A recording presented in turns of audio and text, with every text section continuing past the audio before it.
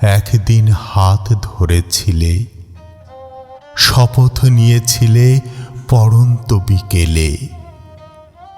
কথাগুলো ঝরছিল ফুলের মতো, মনে হয়েছিল চিরদিনই থাকবে। কিন্তু জীবনটা এমনই, হঠাৎ কোনো ঝোড়ো বাতাসে পাখির মতো উড়ে যায় দূরে। ধরা যায় না, বাঁধা যায় না, শুধু রঙিন পালকের স্মৃতি হয়ে যায়। আজ তোমার চোখে আমি নেই, তবুও সন্ধ্যার আকাশে কখনো কখনো তোমার ছায়া দেখি নক্ষত্র লোকে।